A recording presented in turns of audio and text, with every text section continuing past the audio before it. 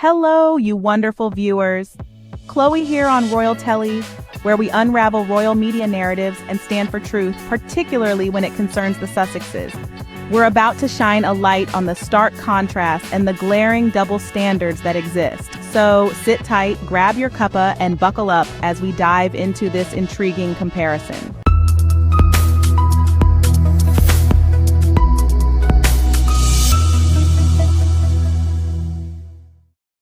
Kate's return to the public eye, coinciding with Wimbledon season, has been nothing short of a media spectacle. After a lengthy absence filled with hush-hush palace statements and conflicting health rumors, our beloved Duchess of Cambridge is back. And what better timing than during her favorite season, Wimbledon and royal garden strolls. It's like clockwork, isn't it? But let's pause for a moment to dissect this. Her return is marked by soft launches, planting roses in a hospital courtyard and reciting Pinterest quotes about bravery. It's the perfect blend of regal and relatable, or so it seems. But who's penning these lines, a wellness blogger or a palace PR intern? Picture this. What if Meghan Markle had disappeared for months, skipped major royal events like the Royal Ascot, and then re-emerged right before a high-profile social event, all smiles for the cameras, dodging real questions? I bet the UK media would be calling for a parliamentary inquiry. But Kate, she's hailed as brave for her gardening exploits. Meanwhile, Meghan is ridiculed for launching a successful jam line. It's almost comical, isn't it? Now, don't get me wrong. We're not invalidating Kate's health journey. Far from it. But when your public image is as meticulously curated as a Vogue cover shoot, it's hard not to question the optics, especially when these optics seem to consistently work in your favor.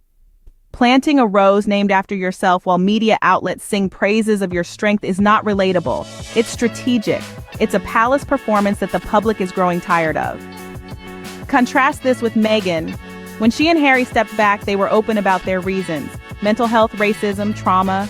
They were dubbed attention-seeking for their honesty. But Kate, she shows up, says little, avoids direct questions, and is lauded for her dignity. The double standards are glaring. Meghan is branded a manipulative opportunist for partnering with Netflix and launching products. But Kate can disappear, reappear on cue, and receive glowing press coverage for saying almost nothing.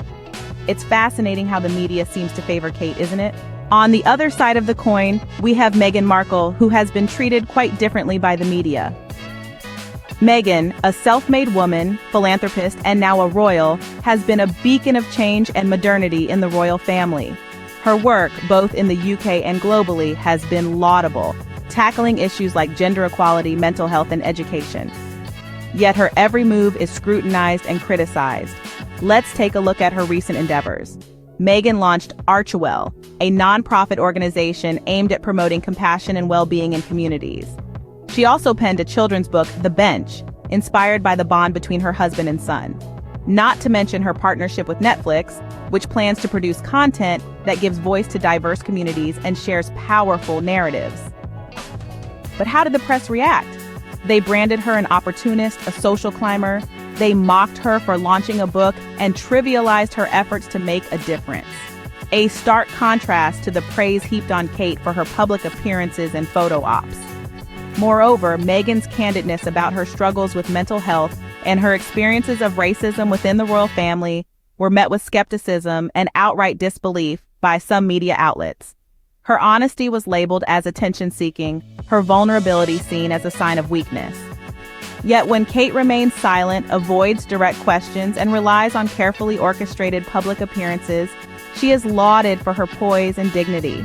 It's as if Meghan's authenticity is threatening, while Kate's strategic silence is worshipped. Let's not forget the time Meghan was vilified for wearing an off-the-shoulder dress, while Kate's similar sartorial choices are celebrated as fashion-forward. Meghan's every action, choice, and word is dissected and magnified, while Kate enjoys the privilege of positive bias. It's clear that Meghan's media image is a far cry from Kate's. Despite her commendable work and her efforts to use her platform for good, Meghan is often met with criticism and scorn. Her authenticity, courage, and drive are twisted into negative narratives, while Kate's strategic silence and minimal engagement are praised. The contrast between Meghan and Kate's media treatment is indeed stark. Now let's dissect the double standards in the media's treatment of Kate and Meghan. The disparities are glaring, my friends. Let's take a stroll down memory lane, shall we? When Meghan launched her charity cookbook, she faced criticism for self-promotion. Yet, when Kate plants a rose for a photo op after months of absence, it's hailed as a symbol of strength and resilience. Remember when Meghan was ridiculed for taking a private jet to New York for her baby shower? Yet when Kate takes a helicopter to a private lunch, it's brushed under the carpet. No headlines, no outrage. Let's not forget how Meghan was torn apart for holding her baby bump too much. Yet when Kate does the same, it's labeled as a sweet maternal gesture.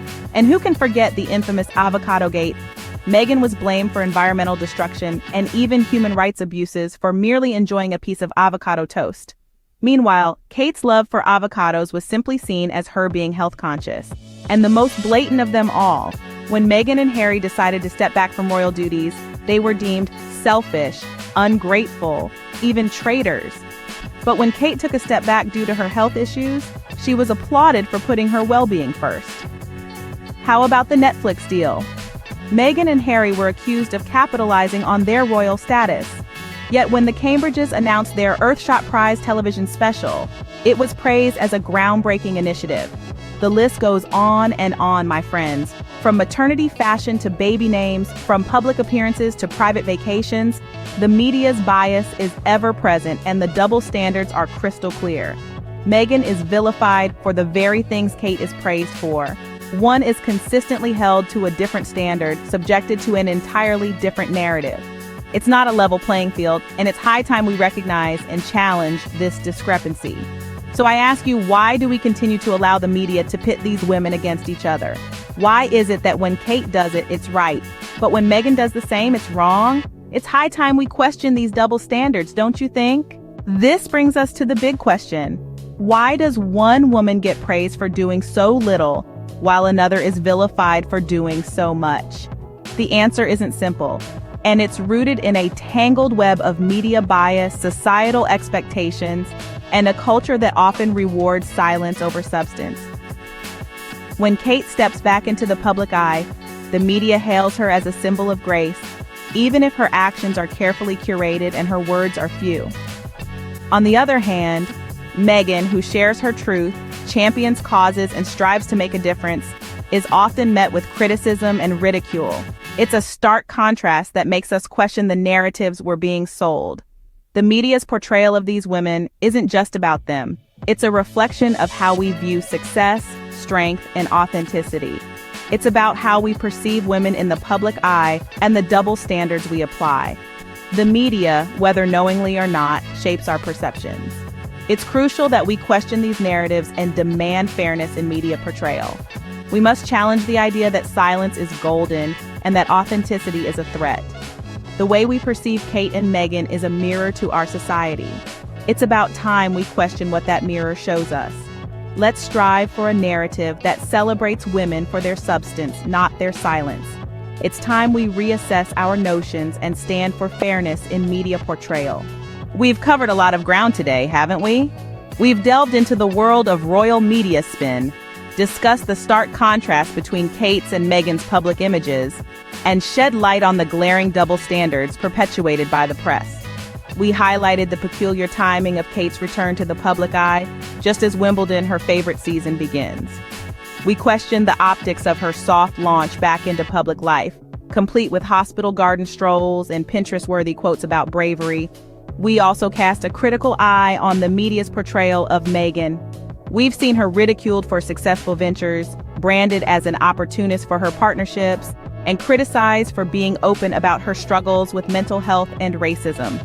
We reminded ourselves of the hypocrisy in the public's perception of these two women, how Kate is lauded for maintaining dignity despite saying little and avoiding direct questions, while Meghan is demonized for her authenticity and transparency. We've asked the big questions today. Why does one woman become a symbol of grace for doing so little, while the other is vilified for doing so much? Why is Meghan's authenticity threatening and Kate's silence worshipped? These are questions that we, as a society, need to confront. This discussion isn't about casting aspersions on Kate or glorifying Meghan. It's about challenging the narratives we're being fed by the media, questioning the prejudices and biases that color our perceptions, and advocating for a fair and balanced representation of all women, royal or not. It's been a thought-provoking discussion, and I hope it's encouraged you to think more critically about the information you consume. Thank you for joining us today on Royal Telly. Don't forget to like, comment, and subscribe to our channel for more insightful discussions. This is Chloe, signing off.